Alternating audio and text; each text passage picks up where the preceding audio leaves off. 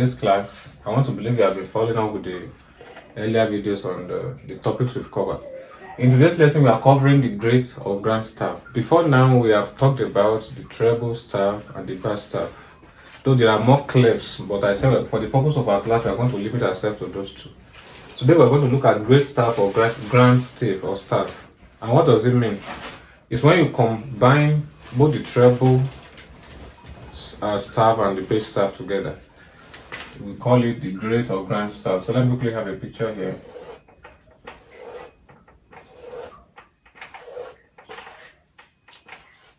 And then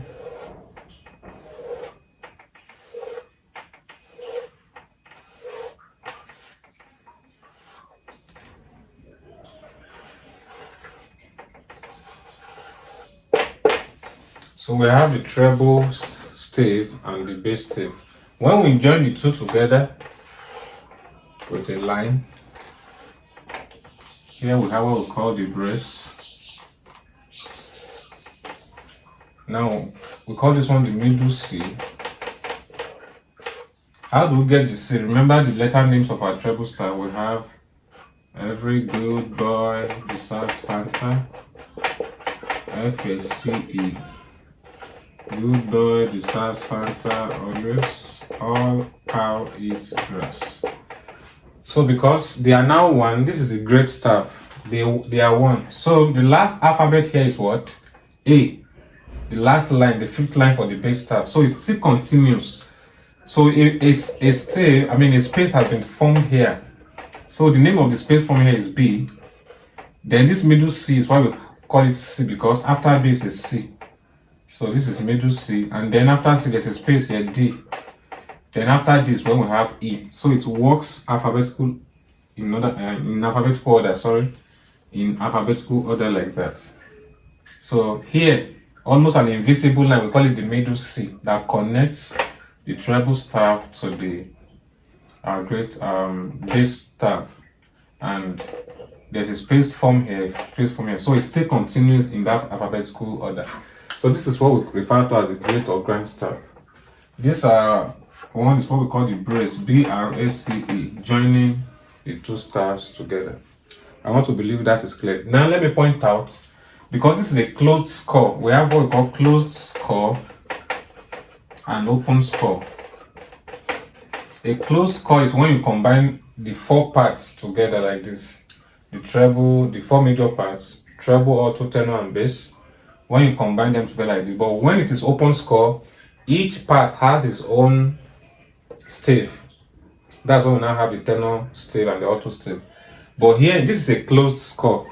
So the treble singers use the treble and alto singer. So at times you see this on the staff. We have the treble, alto, or you call it soprano. Treble and soprano are used interchangeably. So soprano singers and alto singers, they use whatever is written on the treble staff here, whereas the tenor and the bass, that's why we have SATB. These are the closed scores: soprano, alto, tenor, and bass. So the soprano singers and alto singers make use of this clef, and the bass and tenor singers, they make use of this clef. But this is a closed score.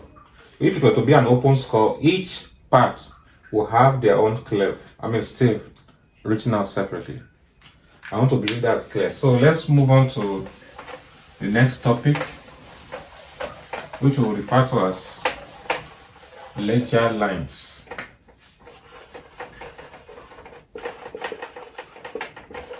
So ledger lines are basically extra lines added above or beneath the staff to accommodate more notes, which will not be contained on our staff. What do I mean by that? So this is our staff, comprising of 5 lines and 4 spaces. Let me take the treble staff for an instance, example. Now we have our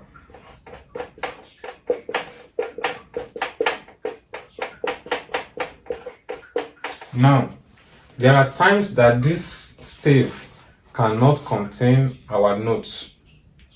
For example, now let's assume our do is starting from here. And remember, if our do is here, re, mi, fa, so, We have come to the last line of our staff and we still have higher notes. So what do we do then? That's what brought about the idea of ledger lines. They are short extra lines added to the above or beneath the musical staff to accommodate mono. In fact, they are just extensions. They serve the same purpose as this line and spaces. By the reason of creating ledger lines, spaces have also been formed. They also have the same alphabetical names or letter names. For example, now this is the last line here is F. If you create a ledger line here, a space, by the virtue of this ledger line, a space is here. So after F is what? G. So this space here is G. The ledger line here is what? A. A space is here. After A is B, then C, then D, then E, and on like that. So it's an extension of our usual 5-line and space because you cannot add a line to make it 6. So that's the reason we are creating a small line. So this ledger line is an extension of the 5-line and the 4 space, but a short one. Same thing applies whether above or beneath the staff. For example, now if you create a lower line, ledger line below the staff, the alphabet here is E. So since you are coming down, you are descending, you have to count backwards. This is E. A space has been created here. So this space will be D. So let me do A, B, C, D, E, F, G. So if you are reversing, after E is D. So after D is what? C. So this space will be C. Then the space here will be what? B. Then A. And on like that.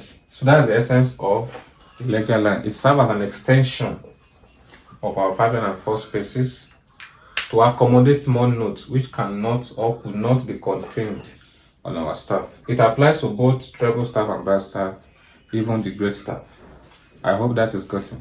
We are progressing. With this, we come to the end of this class. We are going to cover the next topic in the next lesson. Thanks for watching. See you in the next class.